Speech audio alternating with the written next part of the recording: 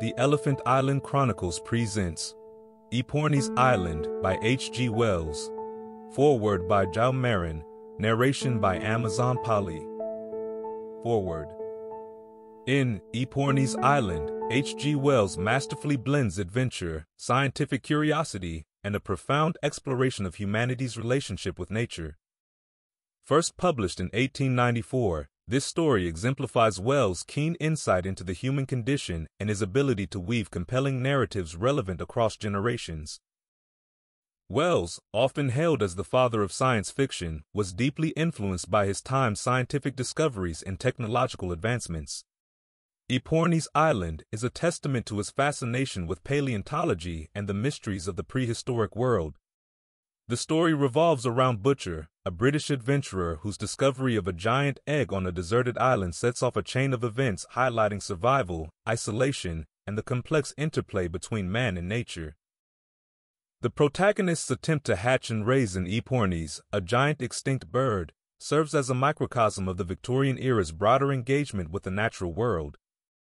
This period saw significant interest in the origins and extinction of species, spurred by the groundbreaking work of Charles Darwin and others.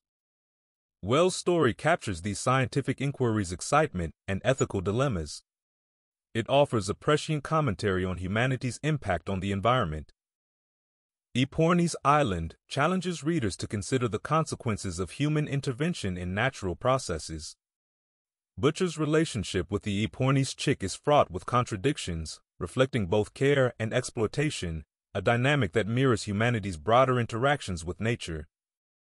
Through this narrative, Wells explores the themes of ambition, control, and the often unintended repercussions of our actions. With its vivid descriptions and psychological depth, this story invites readers into a world where the boundaries between the ancient and the modern blur, prompting reflection on our place within the natural order. It is a poignant reminder of the timeless struggle between human ingenuity and the raw power of the natural world. As you embark on this journey through Aepyornis Island, may you be captivated by Wells' storytelling prowess and inspired to ponder the ethical and environmental questions that remain as pertinent today as they were over a century ago. Jao Marin. Aepyornis Island by H.G. Wells. The man with the scarred face leant over the table and looked at my bundle. "Orchids?" he asked.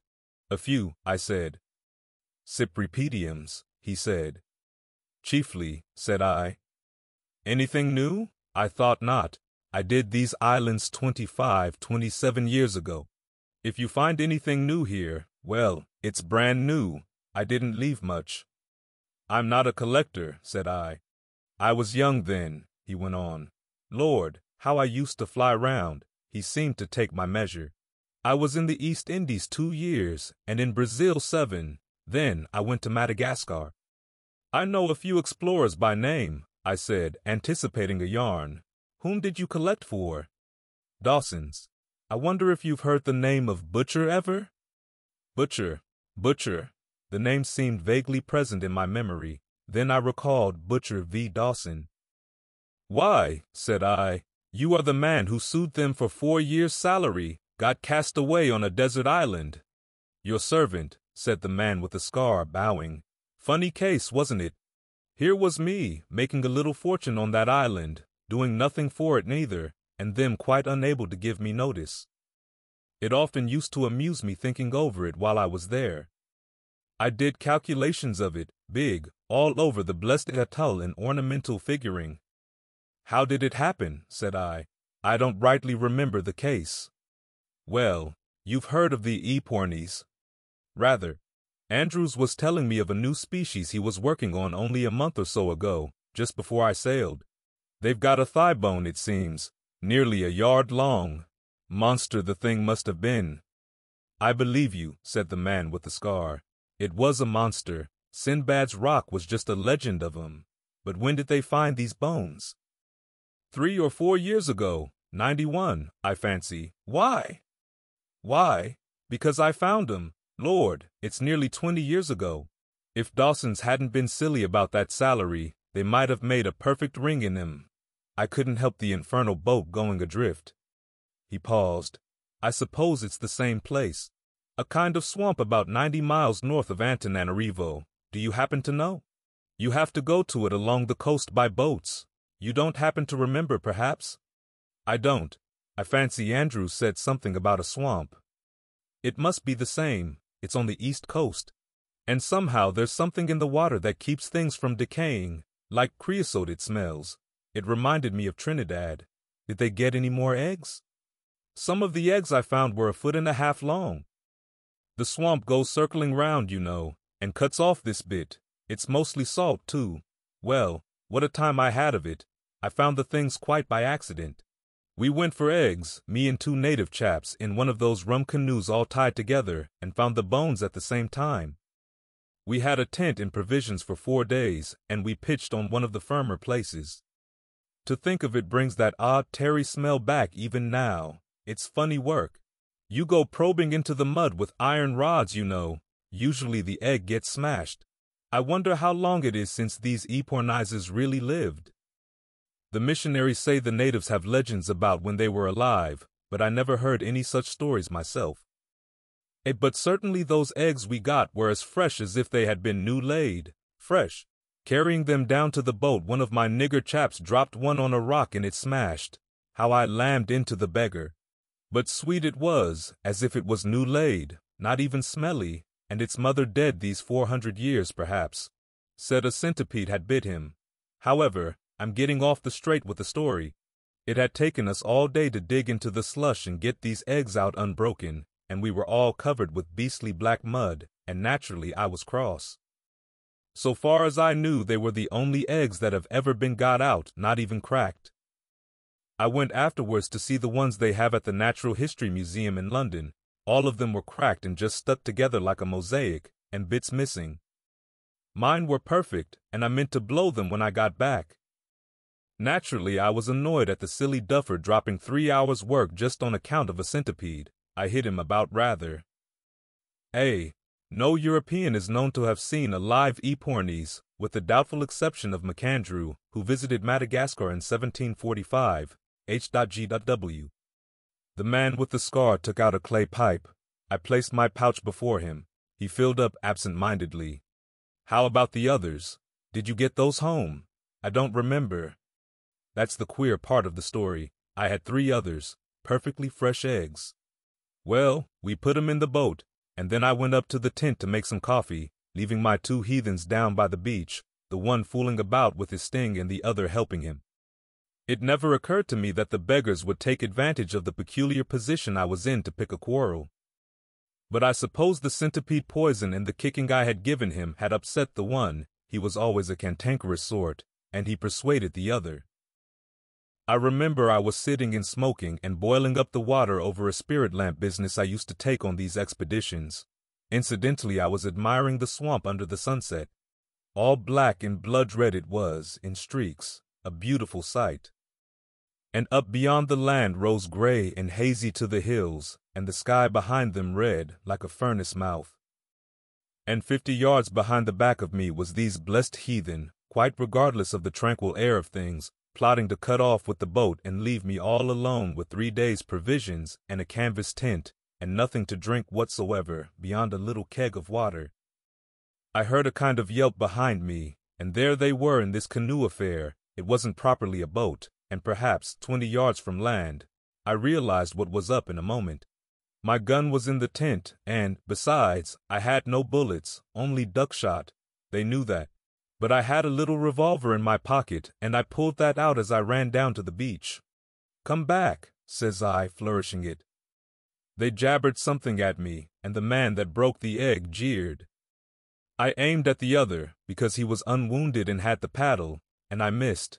They laughed. However, I wasn't beat. I knew I had to keep cool, and I tried him again and made him jump with the wang of it. He didn't laugh that time. The 3rd time I got his head, and over he went, and the paddle with him. It was a precious lucky shot for a revolver. I reckon it was 50 yards. He went right under. I don't know if he was shot, or simply stunned and drowned. Then I began to shout to the other chap to come back, but he huddled up in the canoe and refused to answer. So I fired out my revolver at him and never got near him. I felt a precious fool, I can tell you. There I was on this rotten black beach, flat swamp all behind me, and the flat sea, cold after the sunset, and just this black canoe drifting steadily out to sea. I tell you, I damned Dawsons and Jamracks and museums and all the rest of it just to rights. I bawled to this nigger to come back, until my voice went up into a scream. There was nothing for it but to swim after him and take my luck with the sharks. So I opened my clasp knife and put it in my mouth and took off my clothes and waded in. As soon as I was in the water, I lost sight of the canoe, but I aimed, as I judged, to head it off. I hoped the man in it was too bad to navigate it and that it would keep on drifting in the same direction. Presently it came up over the horizon again to the southwestward about. The afterglow of sunset was well over now, and the dim of night creeping up. The stars were coming through the blue. I swum like a champion, though my legs and arms were soon aching. However, I came up to him by the time the stars were fairly out. As it got darker, I began to see all manner of glowing things in the water, phosphorescence, you know. At times it made me giddy. I hardly knew which was stars and which was phosphorescence, and whether I was swimming on my head or my heels. The canoe was as black as sin, and the ripple under the bows like liquid fire. I was naturally chary of clambering up into it. I was anxious to see what he was up to first. He seemed to be lying cuddled up in a lump in the bows, and the stern was all out of water. The thing kept turning round slowly as it drifted, kind of waltzing, don't you know. I went to the stern and pulled it down, expecting him to wake up. Then I began to clamber in with my knife in my hand and ready for a rush, but he never stirred. So there I sat in the stern of the little canoe, drifting away over the calm phosphorescent sea, and with all the host of the stars above me, waiting for something to happen. After a long time I called him by name, but he never answered. I was too tired to take any risks by going along to him, so we sat there. I fancy I dozed once or twice. When the dawn came, I saw he was as dead as a doornail and all puffed up in purple. My 3 eggs and the bones were lying in the middle of the canoe, and the keg of water and some coffee and biscuits wrapped in a Cape Argus by his feet, and a tin of methylated spirit underneath him. There was no paddle, nor, in fact, anything except the spirit tin that one could use as one, so I settled to drift until I was picked up. I held an inquest on him, brought in a verdict against some snake, scorpion, or centipede unknown, and sent him overboard. After that I had a drink of water and a few biscuits and took a look round. I suppose a man low down as I was don't see very far. Leastways, Madagascar was clean out of sight, and any trace of land at all. I saw a sail going southwestward, looked like a schooner, but her hull never came up. Presently the sun got high in the sky and began to beat down upon me. Lord, it pretty near made my brains boil. I tried dipping my head in the sea, but after a while my eye fell on the Cape Argus, and I lay down flat in the canoe and spread this over me. Wonderful things, these newspapers. I never read one through thoroughly before, but it's odd what you get up to when you're alone, as I was. I suppose I read that blessed old Cape Argus 20 times. The pitch in the canoe simply reeked with the heat and rose up into big blisters. I drifted 10 days, said the man with the scar. It's a little thing in the telling, isn't it? Every day was like the last. Except in the morning and the evening, I never kept a lookout even. The blaze was so infernal. I didn't see a sail after the first 3 days, and those I saw took no notice of me. About the 6th night a ship went by scarcely half a mile away from me, with all its lights ablaze and its ports open, looking like a big firefly. There was music aboard. I stood up and shouted and screamed at it. The 2nd day I broached one of the Aepyornis eggs, scraped the shell away at the end bit by bit, and tried it, and I was glad to find it was good enough to eat. A bit flavory, not bad I mean, but with something of the taste of a duck's egg. There was a kind of circular patch, about 6 inches across, on one side of the yolk, and with streaks of blood and a white mark like a ladder in it that I thought queer, but I did not understand what this meant at the time, and I wasn't inclined to be particular. The egg lasted me 3 days, with biscuits and a drink of water. I chewed coffee berries too, invigorating stuff. The second egg I opened about the 8th day, and it scared me." The man with the scar paused. "Yes," he said, "developing. I dare say you find it hard to believe. I did with the thing before me." There the egg had been, sunk in that cold black mud, perhaps 300 years, but there was no mistaking it. There was what is it? Embryo, with its big head and curved back, and its heart beating under its throat, and the yolk shriveled up in great membranes spreading inside of the shell and all over the yolk. Here was I hatching out the eggs of the biggest of all extinct birds, in a little canoe in the midst of the Indian Ocean. If old Dawson had known that, it was worth 4 years' salary. What do you think? However, I had to eat that precious thing up, every bit of it, before I sighted the reef, and some of the mouthfuls were beastly unpleasant. I left the third one alone. I held it up to the light, but the shell was too thick for me to get any notion of what might be happening inside, and though I fancied I heard blood pulsing, it might have been the rustle in my own ears, like what you listen to in a seashell. Then came the atoll, came out of the sunrise as it were, suddenly, close up to me.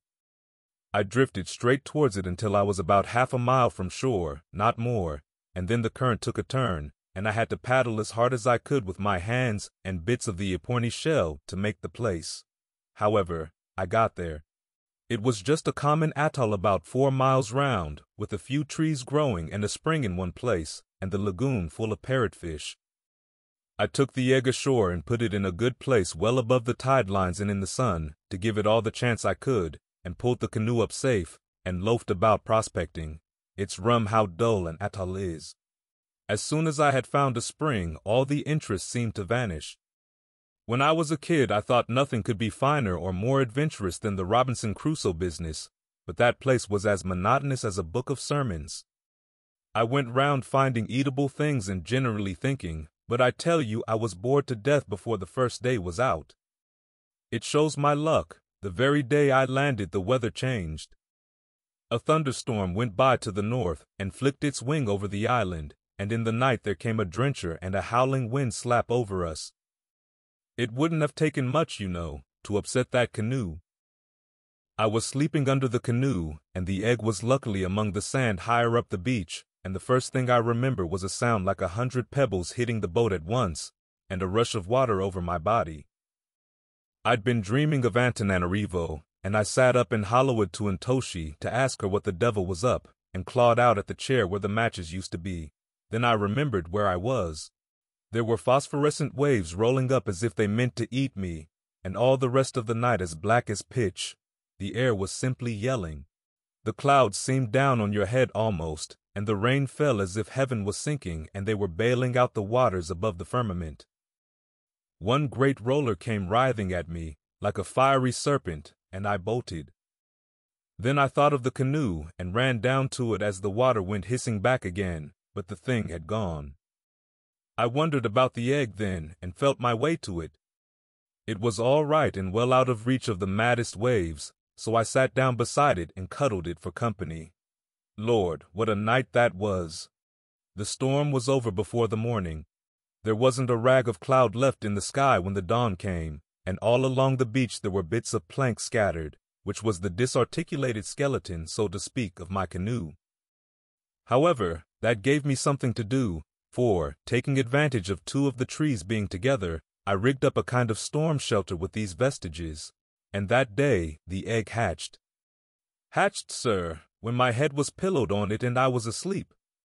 I heard a whack and felt a jar and sat up, and there was the end of the egg pecked out and a rum little brown head looking out at me. Lord, I said, you're welcome, and with a little difficulty he came out. He was a nice friendly little chap, at first, about the size of a small hen, very much like most other young birds, only bigger. His plumage was a dirty brown to begin with a sort of gray scab that fell off it very soon, and scarcely feathers, a kind of downy hair. I can hardly express how pleased I was to see him. I tell you, Robinson Crusoe don't make near enough of his loneliness, but here was interesting company. He looked at me and winked his eye from the front backwards like a hen, and gave a chirp and began to peck about at once, as though being hatched 300 years too late was just nothing. "Glad to see you, Man Friday," says I, for I had naturally settled he was to be called Man Friday if ever he was hatched, as soon as ever I found the egg in the canoe had developed. I was a bit anxious about his feed, so I gave him a lump of raw parrotfish at once. He took it and opened his beak for more. I was glad of that, for under the circumstances, if he'd been at all fanciful, I should have had to eat him after all. You'd be surprised what an interesting bird that Aepyornis chick was. He followed me about from the very beginning. He used to stand by me and watch while I fished in the lagoon, and go shares in anything I caught, and he was sensible too. There were nasty green warty things like pickled gherkins used to lie about on the beach, and he tried one of these and it upset him. He never even looked at any of them again. And he grew. You could almost see him grow. And as I was never much of a society man, his quiet, friendly ways suited me to a T. For nearly 2 years we were as happy as we could be on that island. I had no business worries, for I knew my salary was mounting up at Dawson's. We would see a sail now and then, but nothing ever came near us. I amused myself too by decorating the island with designs worked in sea urchins and fancy shells of various kinds. I put Aepyornis Island all round the place very nearly in big letters, like what you see done with colored stones at railway stations in the old country, and mathematical calculations and drawings of various sorts. And I used to lie watching the blessed bird stalking round and growing, and think how I could make a living out of him by showing him about if I ever got taken off. After his first molt he began to get handsome, with a crest and a blue wattle, and a lot of green feathers at the behind of him. And then I used to puzzle whether Dawson's had any right to claim him or not. Stormy weather and in the rainy season, we lay snug under the shelter I had made out of the old canoe, and I used to tell him lies about my friends at home. And after a storm we would go round the island together to see if there was any drift. It was a kind of idyll, you might say. If only I had had some tobacco, it would have been simply just like heaven. It was about the end of the second year our little paradise went wrong. Friday was then about 14 feet high to the bill of him, with a big, broad head like the end of a pickaxe, and 2 huge brown eyes with yellow rims, set together like a man's, not out of sight of each other like a hen's. His plumage was fine, none of the half-mourning style of your ostrich, more like a cassowary as far as color and texture go. And then it was he began to cock his comb at me and give himself airs, and show signs of a nasty temper. At last came a time when my fishing had been rather unlucky, and he began to hang about me in a queer, meditative way. I thought he might have been eating sea cucumbers or something, but it was really just discontent on his part. I was hungry too, and when at last I landed a fish I wanted it for myself. Tempers were short that morning on both sides. He pecked at it and grabbed it, and I gave him a whack on the head to make him leave go, and at that he went for me. Lord! He gave me this in the face. The man indicated his scar. Then he kicked me. It was like a cart horse. I got up, and seeing he hadn't finished, I started off full tilt with my arms doubled up over my face. But he ran on those gawky legs of his faster than a racehorse, and kept landing out at me with sledgehammer kicks, and bringing his pickaxe down on the back of my head. I made for the lagoon, and went in up to my neck. He stopped at the water, for he hated getting his feet wet, and began to make a shindy, something like a peacock's, only hoarser. He started strutting up and down the beach. I'll admit I felt small to see this blessed fossil lording it there. And my head and face were all bleeding, and, well, my body just one jelly of bruises. I decided to swim across the lagoon and leave him alone for a bit until the affair blew over. I shinned up the tallest palm tree and sat there thinking of it all. I don't suppose I ever felt so hurt by anything before or since. It was the brutal ingratitude of the creature. I'd been more than a brother to him. I'd hatched him, educated him, a great, gawky, out-of-date bird. And me a human being, heir of the ages and all that. I thought after a time he'd begin to see things in that light himself, and feel a little sorry for his behavior. I thought if I was to catch some nice little bits of fish, perhaps, and go to him presently in a casual kind of way, and offer them to him, he might do the sensible thing. It took me some time to learn how unforgiving and cantankerous an extinct bird can be. Malice.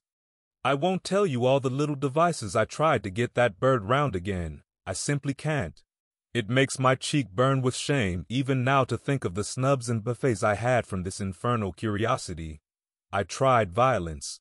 I chucked lumps of coral at him from a safe distance, but he only swallowed them. I shied my open knife at him and almost lost it, though it was too big for him to swallow. I tried starving him out and struck fishing, but he took to picking along the beach at low water after worms and rubbed along on that. Half my time I spent up to my neck in the lagoon, and the rest up the palm trees. One of them was scarcely high enough, and when he caught me up it, he had a regular bank holiday with the calves of my legs. It got unbearable. I don't know if you have ever tried sleeping up a palm tree. It gave me the most horrible nightmares. Think of the shame of it, too. Here was this extinct animal mooning about my island like a sulky duke, and me not allowed to rest the sole of my foot on the place. I used to cry with weariness and vexation. I told him straight that I didn't mean to be chased about a desert island by any damned anachronisms. I told him to go and peck a navigator of his own age, but he only snapped his beak at me. Great ugly bird, all legs and neck. I shouldn't like to say how long that went on altogether. I'd have killed him sooner if I'd known how. However, I hit on a way of settling him at last. It is a South American dodge. I joined all my fishing lines together with stems of seaweed and things, and made a stoutish string, perhaps 12 yards in length or more, and I fastened 2 lumps of coral rock to the ends of this. It took me some time to do, because every now and then I had to go into the lagoon or up a tree as the fancy took me. This I whirled rapidly round my head, and then let it go at him. The first time I missed, but the next time the string caught his legs beautifully and wrapped round them again and again. Over he went. I threw it standing waist deep in the lagoon, and as soon as he went down I was out of the water and sawing at his neck with my knife. I don't like to think of that even now. I felt like a murderer while I did it, though my anger was hot against him. When I stood over him and saw him bleeding on the white sand, and his beautiful great legs and neck writhing in his last agony, with that tragedy loneliness came upon me like a curse. Good Lord, you can't imagine how I missed that bird. I sat by his corpse and sorrowed over him, and shivered as I looked round the desolate, silent reef. I thought of what a jolly little bird he had been when he was hatched, and of 1,000 pleasant tricks he had played before he went wrong. I thought if I'd only wounded him, I might have nursed him round into a better understanding. If I'd had any means of digging into the coral rock, I'd have buried him. I felt exactly as if he was human. As it was, I couldn't think of eating him, so I put him in the lagoon, and the little fishes picked him clean. I didn't even save the feathers. Then one day a chap cruising about in a yacht had a fancy to see if my atoll still existed. He didn't come a moment too soon, for I was about sick enough of the desolation of it, and only hesitating whether I should walk out into the sea and finish up the business that way, or fall back on the green things. I sold the bones to a man named Winslow, a dealer near the British Museum, and he says he sold them to old Havers. It seems Havers didn't understand they were extra large, and it was only after his death they attracted attention. They called him Aepyornis. What was it? Aepyornis vastus, said I. It's funny, the very thing was mentioned to me by a friend of mine. When they found an Aepyornis with a thigh a yard long, they thought they had reached the top of the scale and called him Aepyornis maximus. Then someone turned up another thigh bone 4 feet 6 or more, and that they called Aepyornis titan. Then your vastus was found after old Havers died in his collection, and then a vastissimus turned up. Winslow was telling me as much, said the man with the scar. If they get any more Aepyornises, he reckons some scientific swell will go and burst a blood vessel. But it was a queer thing to happen to a man, wasn't it, altogether? The end. From all of us here at the Elephant Island Chronicles, we hope you have enjoyed this classic short story by H.G. Wells. Until next time, stay curious.